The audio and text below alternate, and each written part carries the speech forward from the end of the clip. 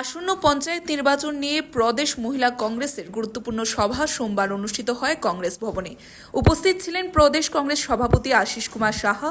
এছাড়াও উপস্থিত ছিলেন মহিলা কংগ্রেস সভানেত্রী সর্বাণী ঘোষ চক্রবর্তী সহ আরও অন্যান্য নারী নেতৃত্বরা। Bureau report, Tripura news 8। কংগ্রেসের সাংগঠনিক কর্মসূচি নিয়ে বেশ কিছুদিন ধরে আমাদের রাজ্যের বিভিন্ন প্রান্তে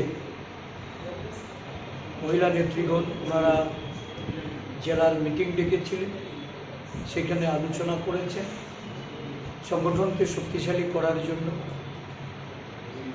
খুব শীঘ্রই আমাদের রাজ্যের সাধারণ পঞ্চায়েতের নির্বাচন ৭৩তম সংশোধনী বলে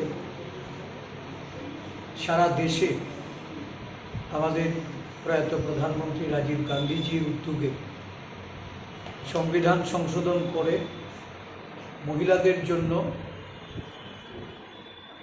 ৭৩তম এবং ৭৪তম সংশোধনীতে এই আরবান লোকাল বডি এবং রুরাল লোকাল বডিতে ৩৩% মহিলা রিজার্ভেশন ছিল। পরবর্তী সময়ে আমাদের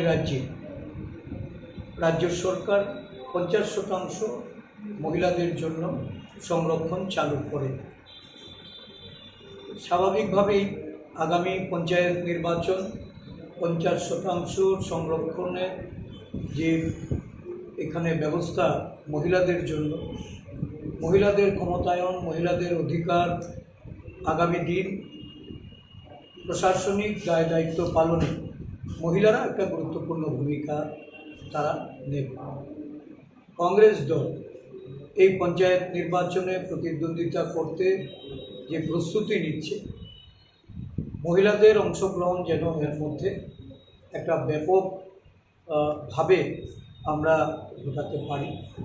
আমাদের সংগঠনের মধ্য দিয়ে যেন এই পঞ্চায়েত নির্বাচনের লড়াইয়ের জন্য সমস্ত মহিলারা তারা যেন এগিয়ে আসে, এর জন্য উদ্যোগ গ্রহণ করতে হবে।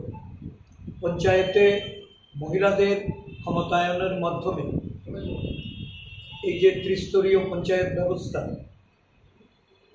সোশ্যাল অডিটের মাধ্যমে পঞ্চায়েতের বিভিন্ন সুবিধাভোগী থেকে বিভিন্ন প্রকল্প রূপায়ণের ক্ষেত্রে মহিলারাই একটা গুরুত্বপূর্ণ ভূমিকায় তারা আগামী দিন এটা দায়িত্ব পালন করবে।